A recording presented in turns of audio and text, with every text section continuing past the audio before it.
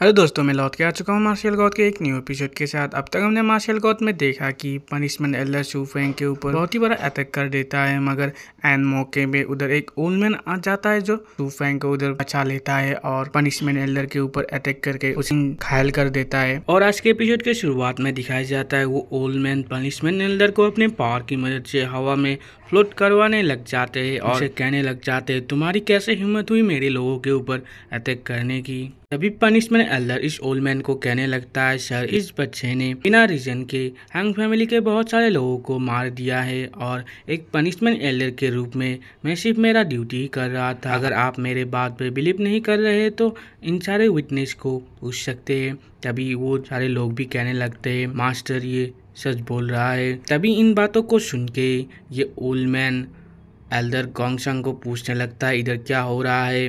तभी एल्डर गोंगसंग कहने लगता है, सर पनिशमेंट एल्डर सारा कुछ झूठ बोल रहा है और इधर पनिशमेंट एल्डर अनफेयर तरीके से अपना ड्यूटी कर रहे हैं। तभी इन बातों को सुन के पनिशमेंट एल्डर इस ओल्ड मैन के सामने अपनी जिंदगी को बख्श देने के लिए भीख मांगने लग जाते हैं और कहने लगते, मैं गलत था, मैं दोबारा से ऐसी गलती कभी नहीं करूंगा। मगर तभी हमें दिखाया जाता है ये ओल्ड मैन पनिशमेंट एल्डर का कुछ बात नहीं सुनता है और सारे लोगों के सामने बोलने लगता है, हैंग फैमिली ने हमारे साउदर्न फॉरेस्ट ब्रांच का बहुत ही मदद किया है पास में, मगर मैं आज इन सारे रीजन की वजह से हैंग फैमिली और पनिशमेंट एल्डर को आज से हमारे इस ब्रांच से बाहर निकालता हूँ। अगर ये लोग हमारे ब्रांच के अंदर आने की कोशिश भी करे उन लोगों को उधर ही मार देना। इस बात को सुन के पनिशमेंट एल्डर चिल्लाते ही रह जाता है और तभी दिखाया जाता है हैंग फैमिली के बाकी सारे मेंबर इन सारे बातों को सुन के उस ओल्ड मैन के सामने घुटनों पे आ जाते हैं और ऐसा ना करने के लिए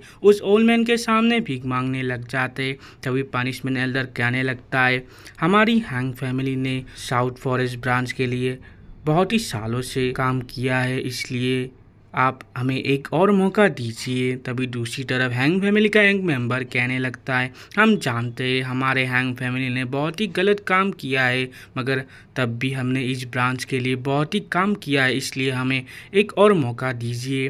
तभी इस बात को सुन के ये ओल्ड मैन और भी ज़्यादा गुस्सा करने लग जाता है और कहने लगता है, इन सारे बातों को क्या मुझे दोबारा से तुम लोगों को बताना पड़ेगा। तभी इस ओल्ड मैन के गुस्से को देख के सारे हैंग फैमिली के मेंबर और पनिशमेंट एल्डर उधर से चले जाते हैं। तभी ये सारा कुछ देख के बहुत सारे डिसिपल बातें करने लग जाते हैं, मैं बिलीव ही नहीं कर सकता हूँ एक डिसिपल जो साउदर्न सी से आया है उसकी वजह से मास्टर ने हैंग फैमिली को ही इस ब्रांच से बाहर निकाल दिया है। तभी कोई डिसिपल कहने लगता है, मगर हैंग फैमिली ये सारा कुछ डिजर्व भी करता था। तभी हमें दिखाया जाता है ये ओल्ड मैन जो इस ब्रांच का मास्टर होता है वो सारे लोगों को उधर से जाने को कहता है और दिखाया जाता है शू फेंग भी उधर से जा ही रहा होता है, मगर ये ओल्ड मैन शू फेंग को कहने लगता है, माय फ्रेंड शू फेंग तुम कल मेरे पास आना, मैं तुम्हारे साथ कुछ बातें करना चाहता हूँ। तभी हमें अगली सुबह का सीन दिखाया जाता है, सीधा शू फेंग मास्टर से मिलने के लिए आ चुका होता है और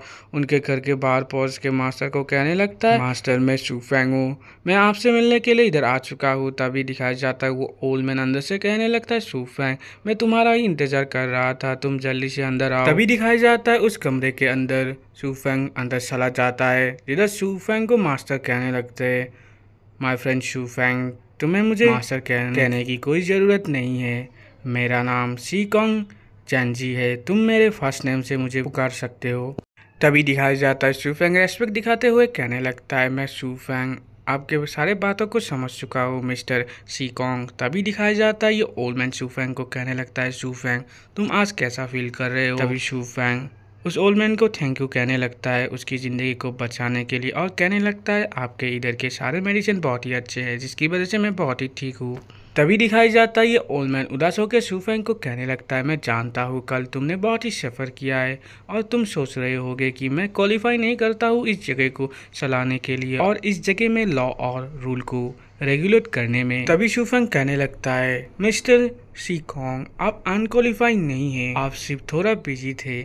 तभी वो ओल्ड मैन कहने लगता है, मैं जानता हूँ ये सारा कुछ मेरे सेल्फिशनेस की वजह से हुआ है, बहुत ही समय से हैंग फैमिली हमारे साउथ फॉरेस्ट ब्रांच में गलत काम कर रहा था, मगर उन लोगों के बिना मेरा ये ब्रांच बहुत ही मुसीबत में पड़ जाता। और जब ये ब्रांच इधर ना था तब उनके हैंग फैमिली के एंसेस्टर इधर आके बस गए थे, क्योंकि मैं उनको पहचानता था और हर साल वो लोग अपने टैलेंटेड डिसिपल हमारे इधर भेजते थे, जिसकी वजह से मैं उन लोगों को कुछ भी नहीं कर सकता था। मगर धीरे धीरे उन लोगों के टैलेंटेड बच्चे के क्वांटिटी भी घटने लगा, जिसकी वजह से हमारा साउथर्न फॉरेस्ट ब्रांच का भी इज्जत घटने लगा और बाकी ब्रांच के तुलना में हम बहुत ही कमजोर बनने लगे। मगर फिलहाल मैं रियलाइज कर चुका हूँ कि मुझे हैंग फैमिली की और जरूरत नहीं है, मुझे एक आशा की किरण मिल चुका है। तभी शूफेंग कहने लगता है, एल्डर चिकोंग आपका इससे क्या मतलब है?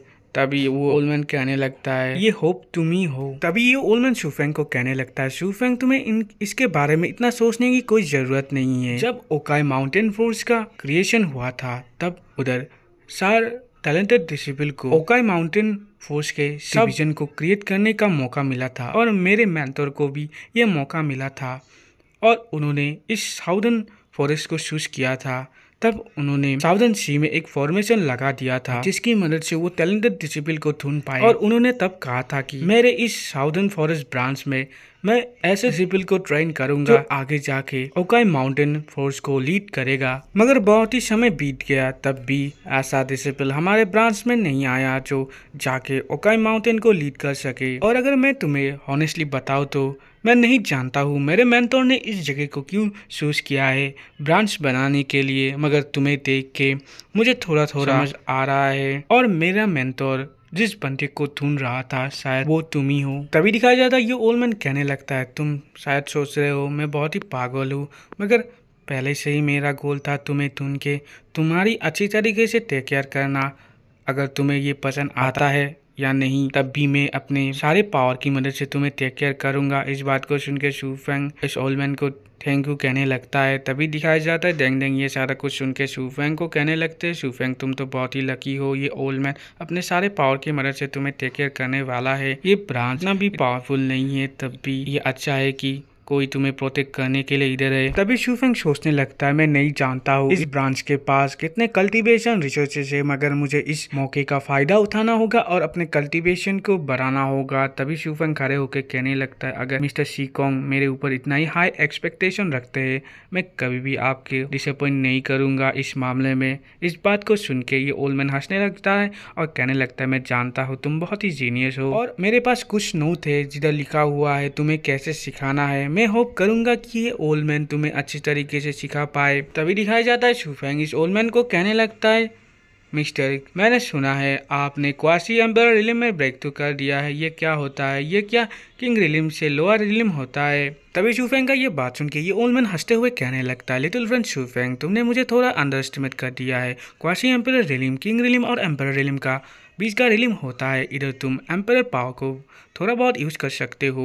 और तुम क्या जानते हो इसे क्यों क्वासी एम्पर रिलिम कहा जाता है? क्योंकि ये एक एम्पर रिलिम का ही वर्जन होता है, मगर एम्पर रिलिम से ये बहुत ही दूर होता है। और अगर तुम्हारे पास इस रिलिम का अंडरस्टैंडिंग अच्छी तरीके से नहीं हुआ तो तुम्हारे पास कितना टैलेंटेड बॉडी हो जाए तब भी तुम एम्पर रिलिम पहुंच नहीं पाओगे। तुम ज्यादा से ज्यादा सेमी एम्पर रिलिम पहुंच पाओगे और एम्पर रिलिम पहुंचना तो बहुत ही रेयर हो जाएगा। तभी शूफेंग इस ओल्डमैन को पूछने लगता है, holy den of martial artist में कितने सारे लोग एम्पर रिलिम पहुंच चुके होते हैं? तभी वो ओल्डमैन कहने लगता है, श्योरली बताना मुश्किल है, मगर 3 फैमिली, फोक क्लैन और डिमोनिक शेक के कुछ लोग शायद एम्पर रिलिम पहुंच चुके होते हैं। और ये लोग बुरे या अच्छे भी हो सकते हैं, मगर तब भी जब कोई आदमी एम्पर रिलिम पहुंच जाता है उनको एक पावरफुल एग्जिस्टेंस माना जाता है। तभी दिखाया जाता है ये ओल्डमैन शूफेंग के पीछे आके शूफेंग को कहने लगता है, आज से करीब 1 साल बाद होली इंटरनल पोन खुलने वाला है जिधर टैलेंटेड डिसिपल को जाने का मौका मिल सकता है इस सेरेमनी में और तुम भी उधर जाने के लिए रेडी हो जाओ। तभी शूफेंग कहने लगता है, होली इंटरनल पोन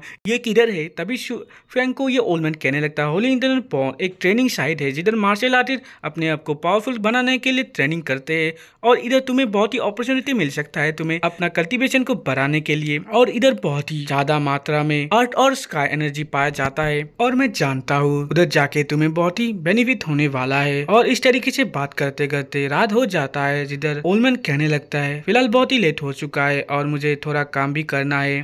तभी हमें थोड़ी देर बाद दिखाया जाता है शू फैंग मास्टर से कमरे से बाहर आ चुका है और मास्टर को उधर बाय बाय करने लग जाता है और अपने कमरे की तरफ जाने लग जाता है। और इधर ही हमारा आज का एपिसोड एंड होता है। वीडियो अच्छा लगा तो लाइक शेयर और कमेंट कीजिए और आगे क्या होने वाला है इसको जानने के लिए हमारे चैनल को सब्सक्राइब कर दीजिए। Thank you.